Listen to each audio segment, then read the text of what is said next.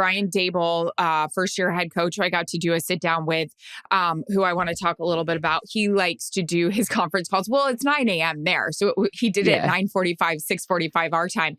I was like, hello, I got on. And now we're doing these calls on Zoom.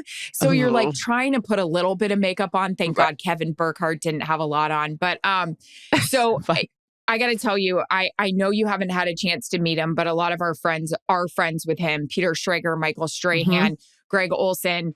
Never got to meet him, got a chance to sit down with him. He's going to get my Calm Down Dream Award that I've just made up over the last. I love that. Charissa, you're going to die for this guy. I can't wait for you to meet him. He is... Couple things. I wrote it down in our call at 6:45 this morning. He's, so you know, they just had a crappy game against the Lions. He just said that they weren't happy with anything that they did. But I was just asking him about just the vibe of the team. And he's like, look, we know the challenge ahead. This is our big, you know, kind of not piece of adversity, but what am I trying to say here? There's a fork in the road. There's you're up against it. You find out who you really are. And he was just talking about, you know, he's really big, and he goes, and that's where leaders, you know, really have to come into play. And he was like, and that's my job right now. And he's like, I'm really big on positivity. He's like, it's all about positivity. I wrote that down and underlined it 7,000 times. Where are my notes? Oh my God, what did he say? He just said, by the okay. way, while Erin looks for that, she's got great penmanship, and she's a list gal. This girl loves a list, and she's very organized. I'm writing it on my hand like I used to do when I used to cheat in school. Go.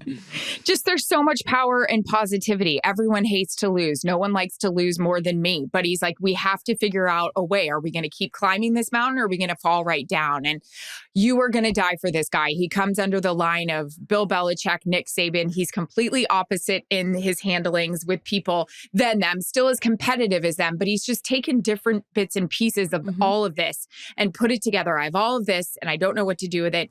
You're going to freaking die for him. He sits with the groundskeepers before practice. He goes and hangs out with them because his grandpa was a groundskeeper and he has so much respect for them. So guess what he just did? He freaking FaceTimed me from his little like hut with the groundskeepers. No, he did not. He did, Erin. to show me. I was like dying. He sits with the cafeteria workers. You want to know what he said, which I'm dying for this?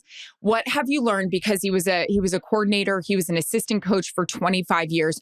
What did you learn? One big piece of advice when you brought it over from being a head coach. He said that when people, you have to say hi to everyone, because when you are in this role and people say hi to you and you don't say hi back, it affects their day. He also said, which is a huge piece of advice, when you are at this level and people walk through your door to talk to you about something, it is the most important thing on their mind. And it has been bothering them for weeks and they've wanted to talk to you about it. And they finally have the balls to walk in and talk to you. And even though he may have 700,000 things going on, he needs to realize that is the most important thing on their mind. I'm obsessed with Brian Daboll.